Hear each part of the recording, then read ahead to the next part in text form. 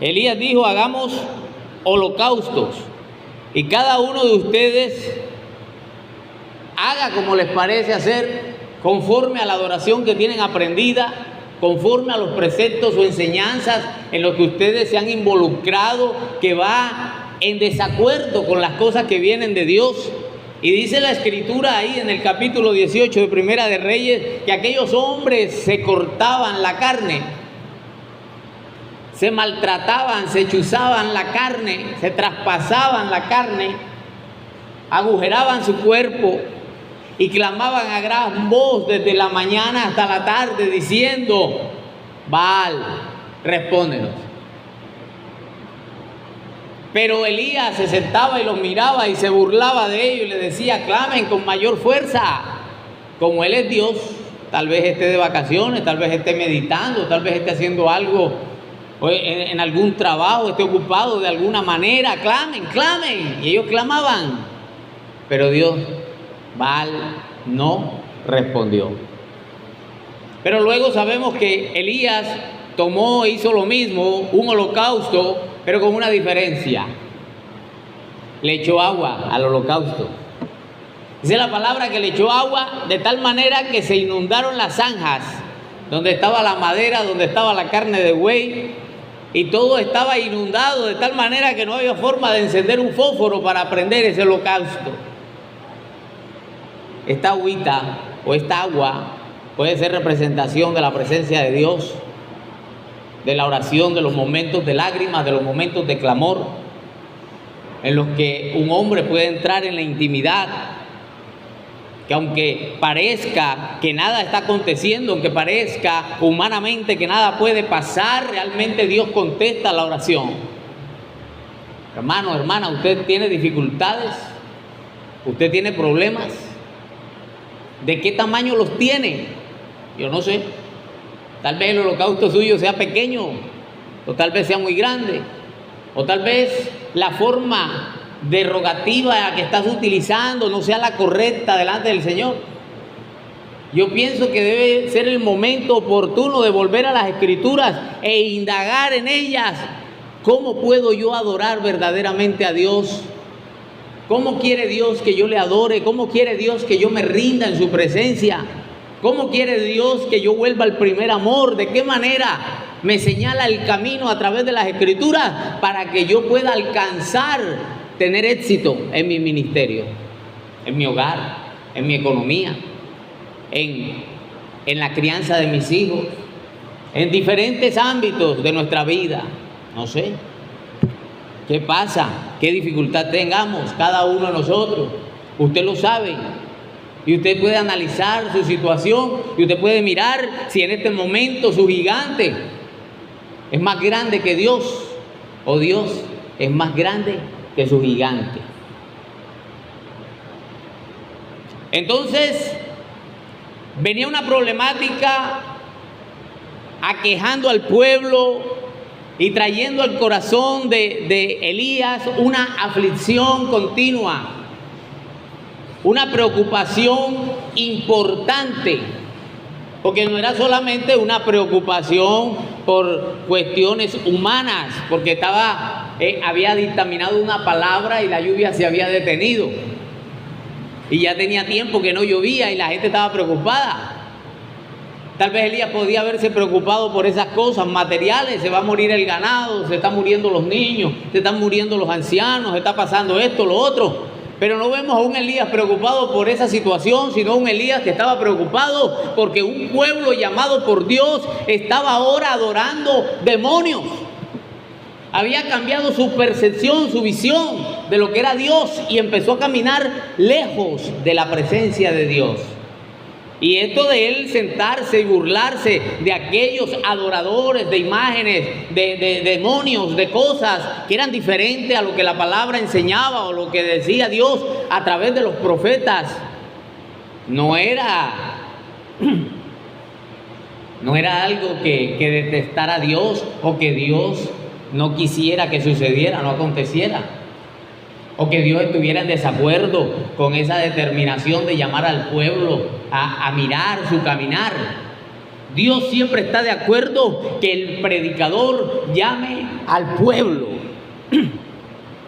al arrepentimiento, a la conversión, al volver de nuevo a los primeros rudimentos del Evangelio. Dios está de acuerdo que el predicador se llene de la presencia de Él y vaya con autoridad y determine la palabra de arrepentimiento a las almas, de que cada uno de nosotros debe volver a enfocarse en lo que verdaderamente es importante para el reino de los cielos.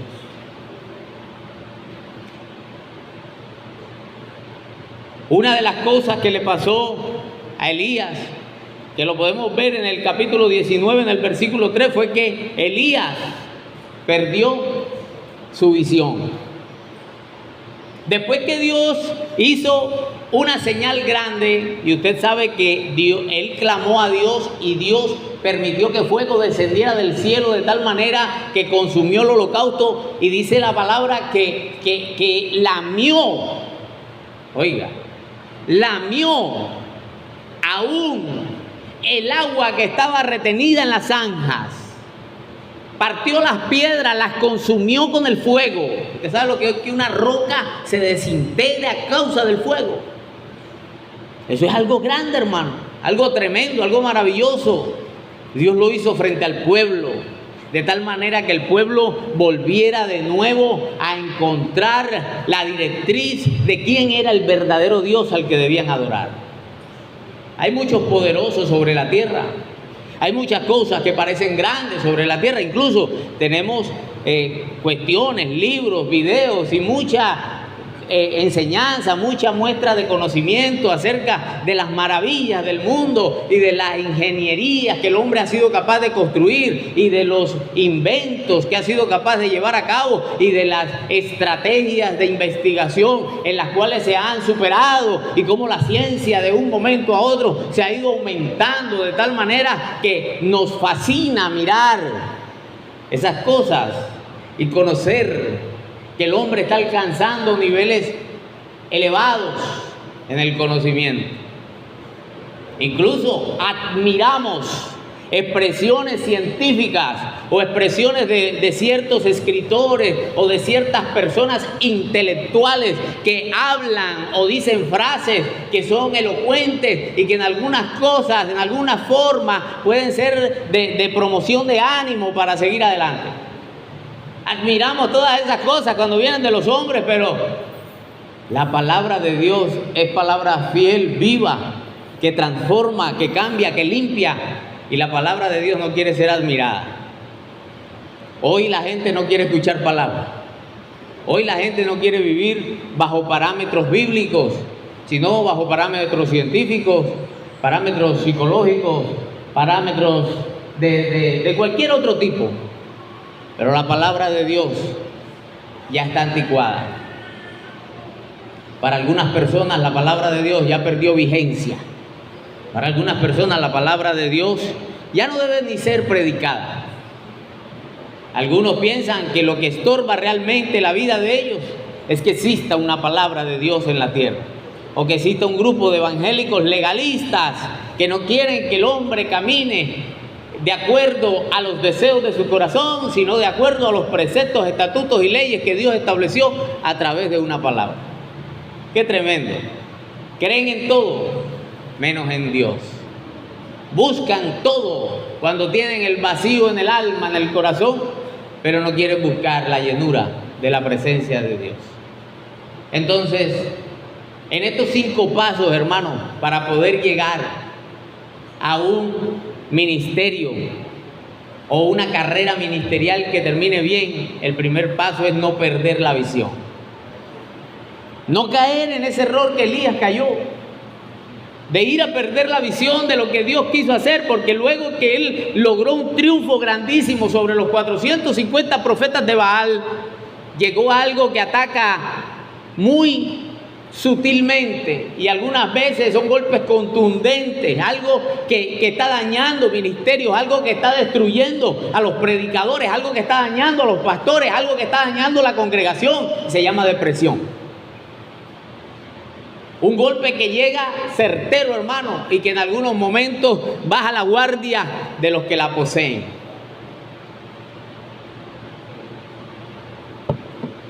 La palabra depresión dice que es un trastorno mental caracterizado fundamentalmente por un bajo estado de ánimo y sentimientos de tristeza asociados a alteraciones del comportamiento, del grado de actividad y del pensamiento.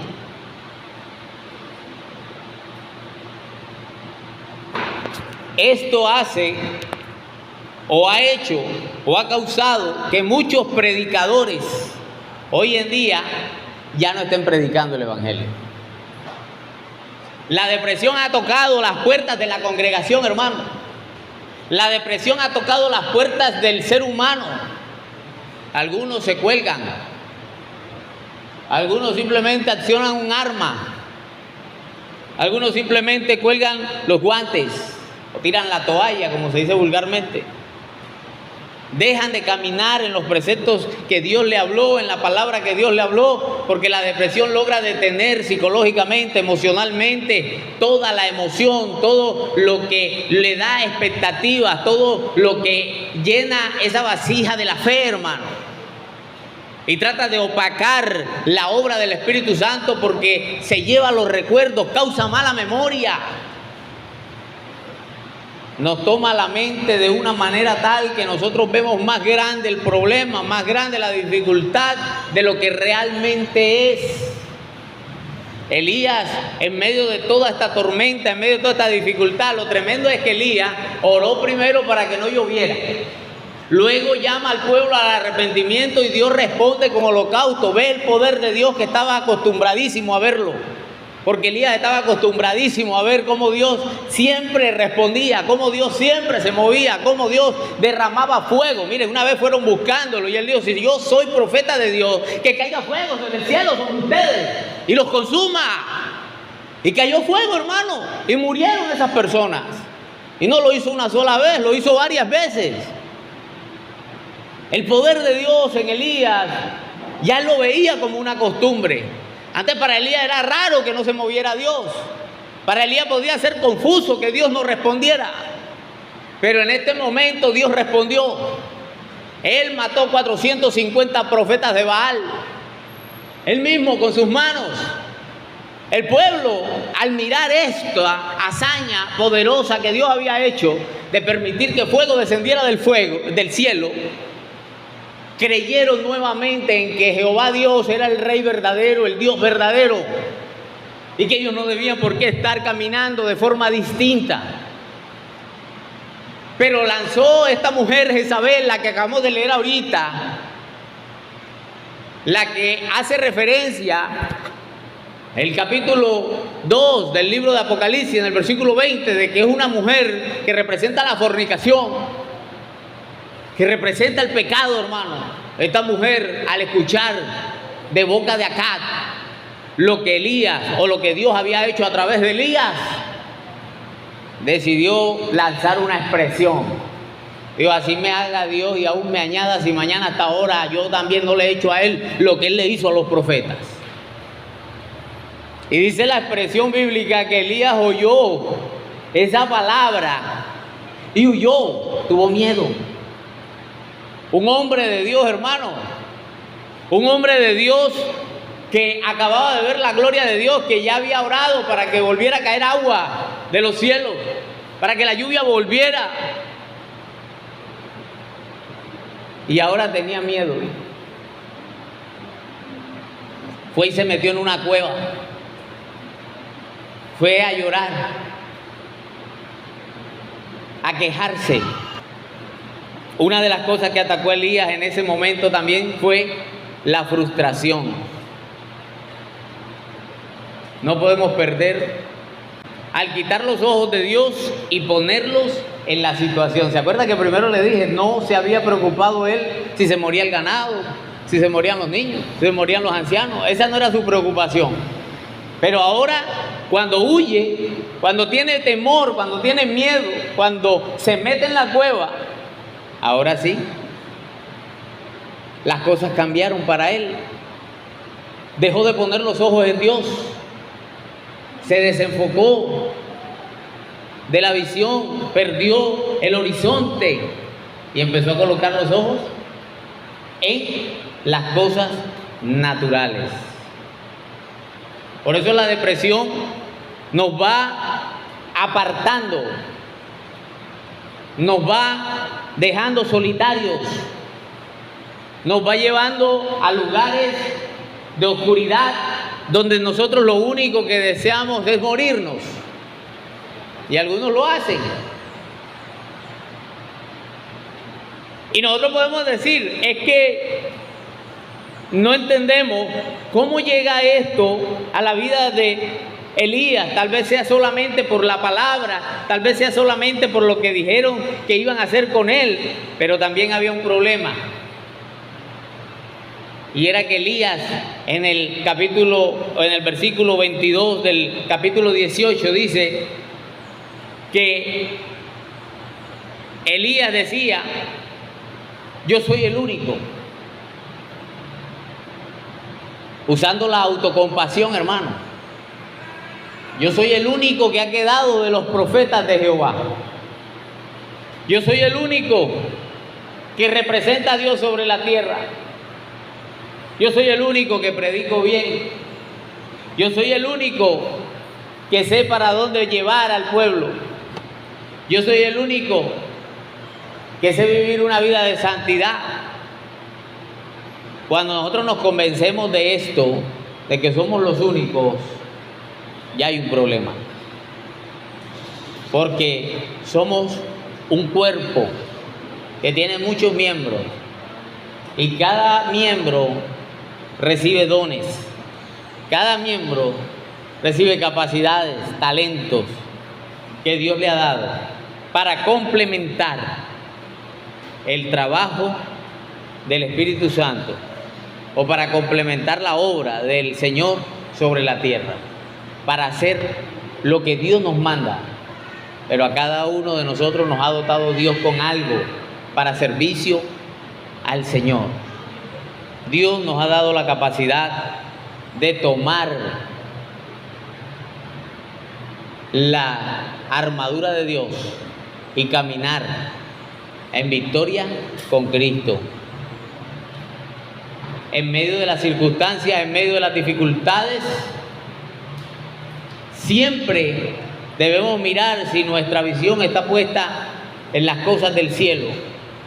Si estamos caminando acorde con lo que Dios quiere que caminemos, o si los problemas están llegando por causa de abandonar la visión.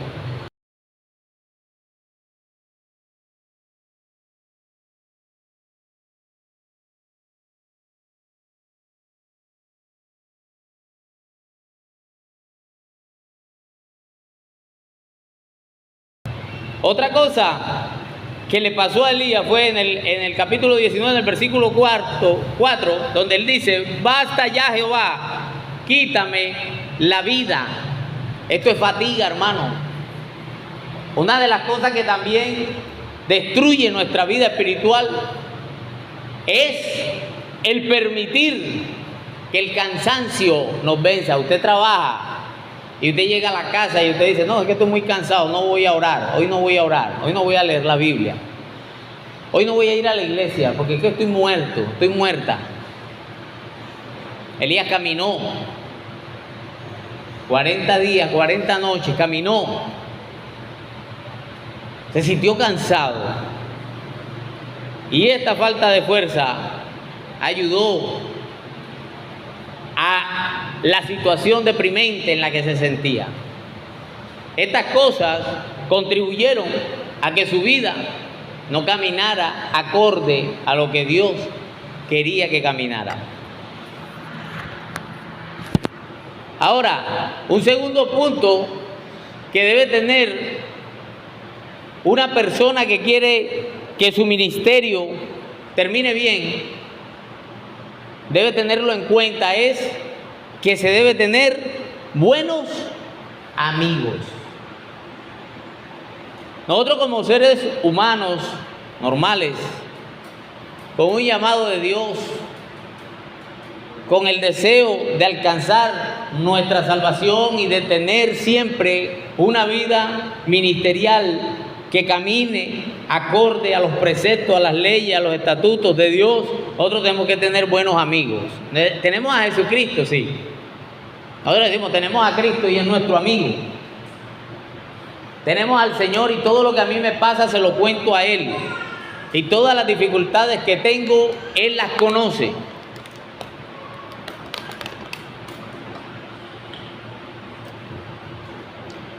Pero en algunos momentos no es suficiente. Y no quiero decir que es que Jesucristo no sea suficiente en el sentido de salvación, en el sentido espiritual. Pero aquí en la tierra, como seres humanos, siempre hay otra persona que puede dar un buen consejo. Recordemos aquel momento especial en lo que Moisés, siendo la cabeza visible de un ministerio poderoso, se sentaba desde la mañana hasta la tarde a resolver los problemas del pueblo. Sin embargo, un día se aparece su suegro y le dice, ¿qué estás haciendo? Y él le dijo, bueno, todos los días me siento aquí a resolver dificultades. Y él le dijo, vas a perecer tú y va a perecer este pueblo juntamente contigo. Hay un desgaste en ti. Tu ministerio no puede desgastarse de una vez así, acabarse la vida del ser humano por exceso de trabajo, por exceso de dificultades, de querer resolverlo todo tú. Hay personas que también tienen capacidades, dones, que también tienen llamados. ¿Por qué no nombras personas que resuelvan los problemas pequeños y ya los más delicados, los más difíciles, los resuelves tú? Y mire lo tremendo que Moisés se fue a la oración y preguntó, Señor, ¿es verdad? Y el Señor le respondió, sí, ese consejo viene de parte mía. Nombra hombres idóneos y yo le daré del espíritu que he puesto en ti a ellos también. ¿Se da cuenta?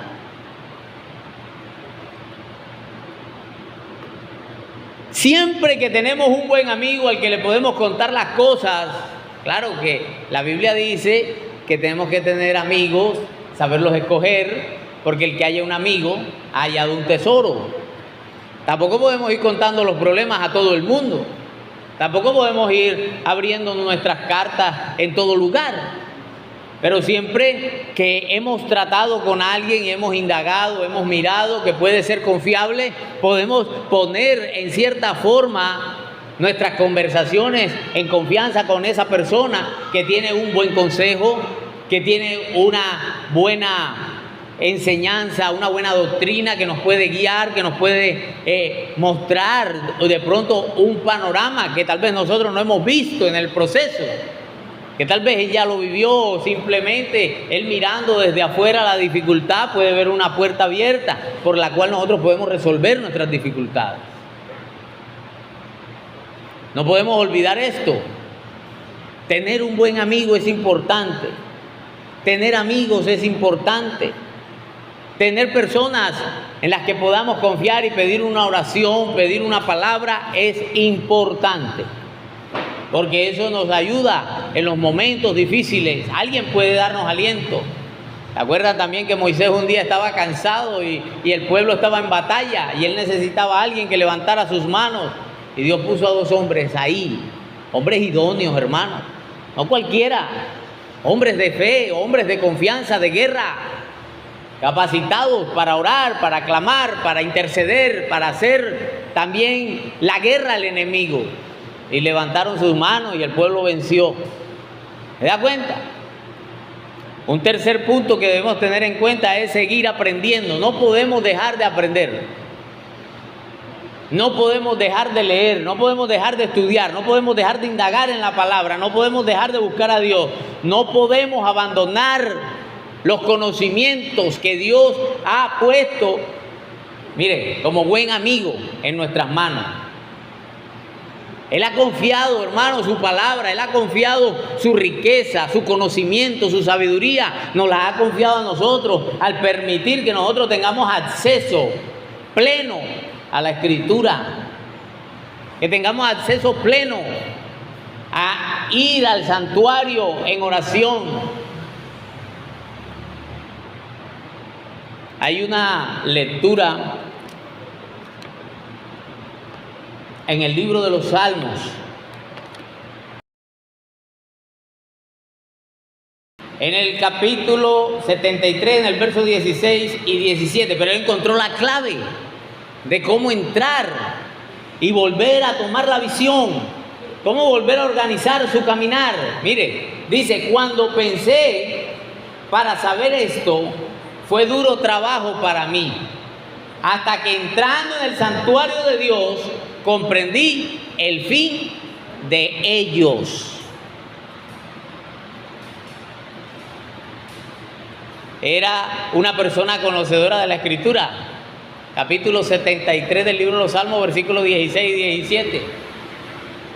Él indagó: hermano, ¿qué está pasando con mi vida? Las cosas están saliendo mal. ¿Qué está pasando con lo que estoy haciendo?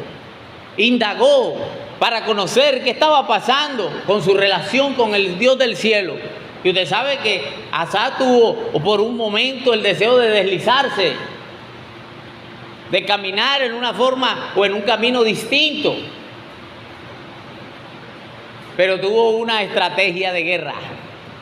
Entró en la presencia de Dios y allí encontró respuestas. Y él dice, y esto fue un trabajo duro para mí. ¿Cuántos no hemos estado nosotros en algún momento con esa incapacidad de orar? O con esa incapacidad de leer la palabra, con esa incapacidad de levantar nuestras manos para ver la victoria de Dios. ¿Cuántas veces no nos hemos sentido que no podemos? Que nos muestran un libro, que nos muestran algo que se ve interesante y nosotros simplemente lo desechamos porque no queremos seguir aprendiendo, no queremos seguir caminando, no queremos seguir creciendo. Yo aprendí de un pastor, amigo mío, que me dijo un día: Hernán, si la iglesia no crece, crece tú. Porque a veces nosotros nos frustramos, hermanos, cuando las ovejas, algunas desertan, otras vienen, otras se van. Y cuando nosotros vemos el pueblo que a veces decae como con poca gente y luego hay como bastante y luego como que nos alegramos: uy, hay bastantes hermanos, gracias Señor, porque estás tocando los corazones, estás redarguyendo, y le damos gracias a Dios, y a veces se va la gente. Entonces nosotros nos frustramos, nos sentimos mal porque pensamos que estamos haciendo las cosas mal. No estamos haciendo nada que sirva. Llegamos a algunos momentos a decírselo al Señor: Señor, yo como que no estoy haciendo nada que sirva, como que la estoy embarrando cada día más. Y resulta que todo es un proceso, hermano. Cada uno de nosotros necesita seguir aprendiendo. Ese es el tercer punto. Necesita seguir aprendiendo. Cada uno de nosotros necesita seguir creciendo. No podemos crecer sin la ayuda del Espíritu Santo. No podemos crecer sin entrar en intimidad. Usted me dice a mí: hermano, es que la teología no me gusta, o hermano, es que la teología me encanta. Bueno, si usted estudia mucha teología sin oración, no sirve. Y si usted ora mucho, pero no estudia nada, tampoco sirve. Las dos deben ir juntas, porque usted tiene que conocer a quien adora. Y usted debe adorar a quien conoce. Así de sencillo. Si no lo conozco, ¿cómo lo adoro? ¿Sí o no? Hay gente que se ha enamorado por las redes sociales y le montan una fotico bien bonita. Y resulta que cuando se conocen en persona, está lejos de la realidad la foto. No puede ser así, hermano. No puede ser así. Tenemos que conocer al que nos llamó para saber cómo presentarlo. Mire, una cosa tremenda: cuando a usted le dicen predique, en su mente llegan algunas incógnitas, y una de las primeras incógnitas es: ¿qué voy a decir? ¿De qué voy a hablar?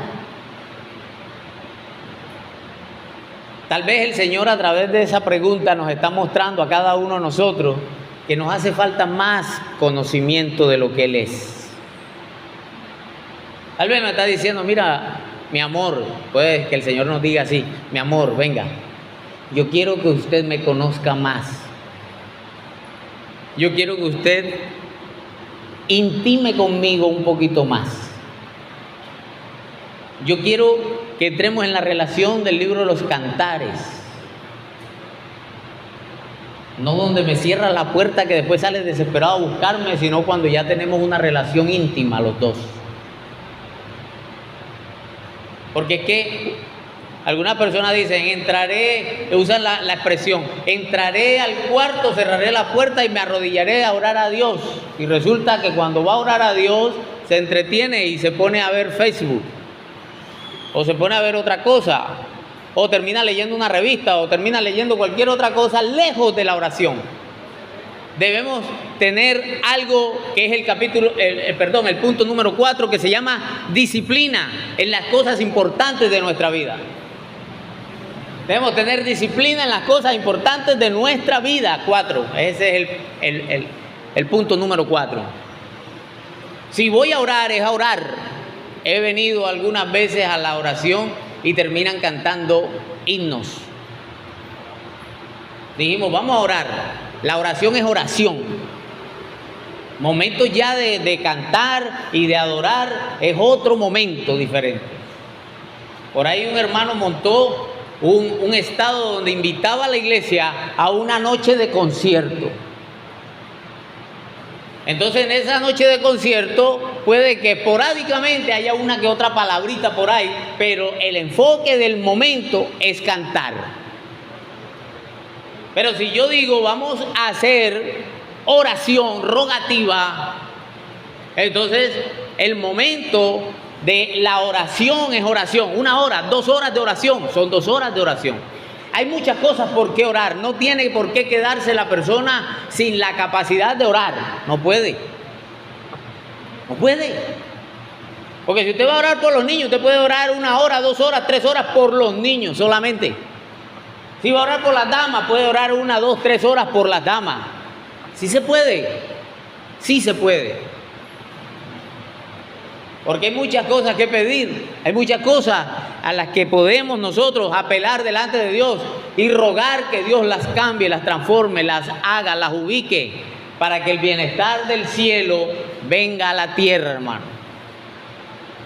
No podemos ser indisciplinados. Entonces, cuando tenemos que hacer algo, dejamos de hacer ese algo por irnos a hacer otra cosa. O a veces en la misma congregación, en los momentos del servicio, el director del servicio dice, vamos a leer la palabra.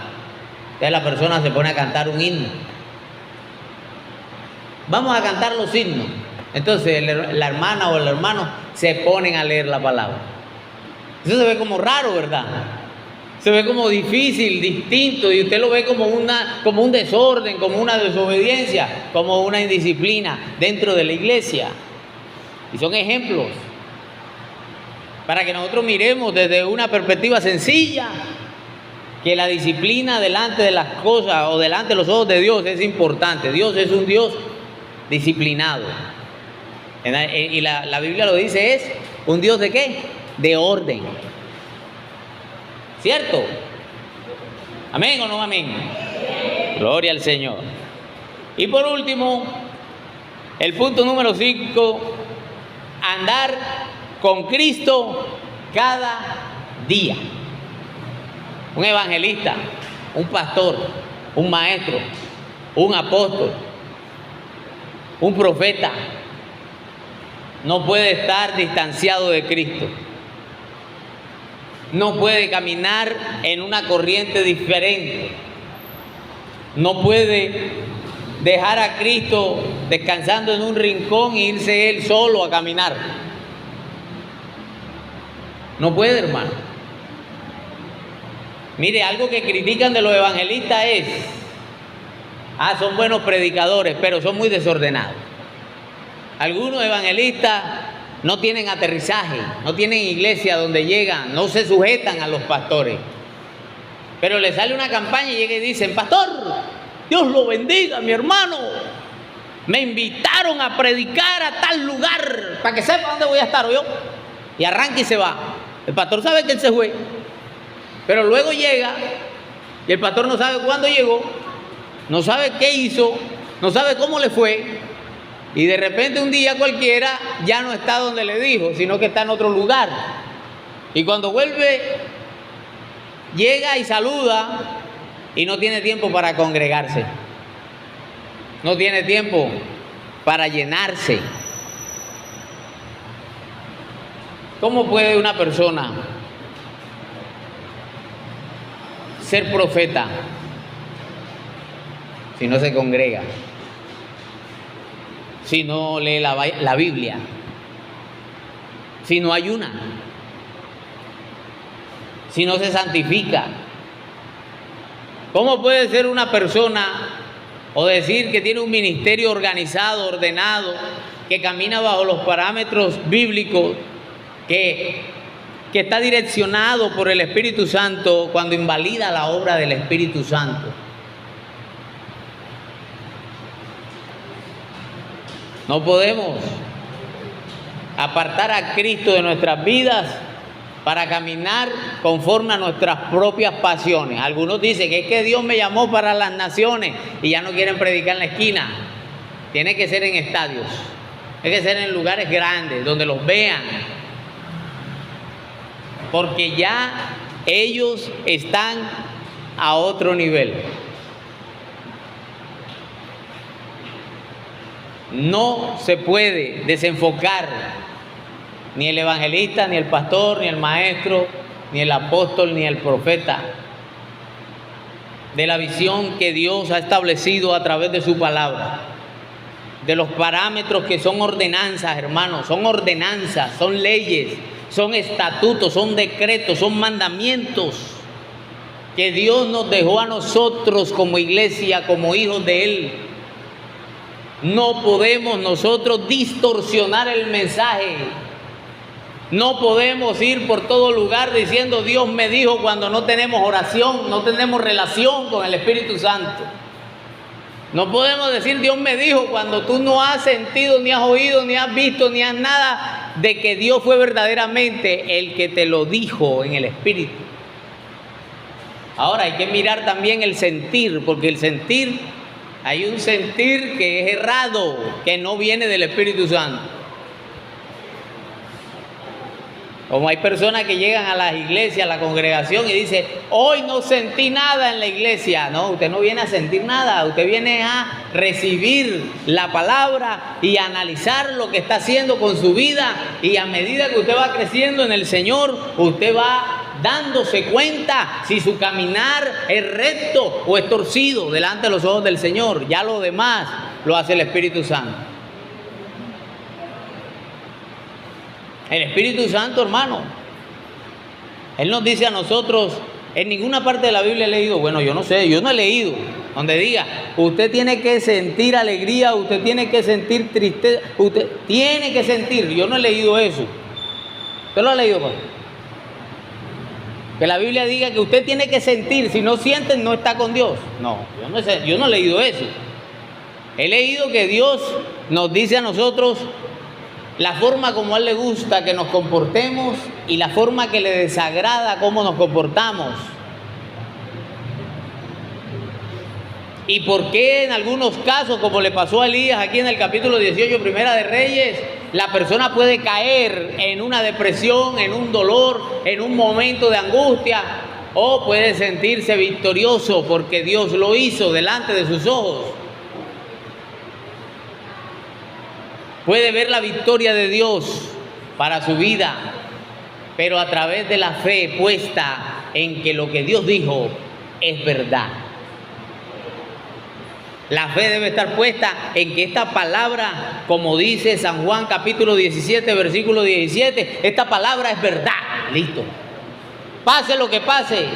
Si mis ojos ven cosas que van como torcidas, como que, ay Dios mío, imagínese que usted va montado en un barco y usted cuando va en un barco, usted ve el palo ese ahí parado, y cuando de repente la balsa hace así, usted ya lo ve que él se mueve también y el árbol está ahí, el árbol no se ha movido.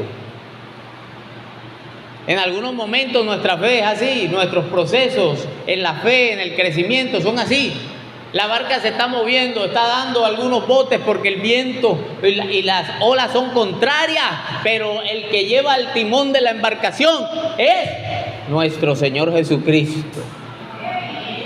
Y nosotros en Cristo somos más que vencedores. Dios les bendiga, Dios les guarde.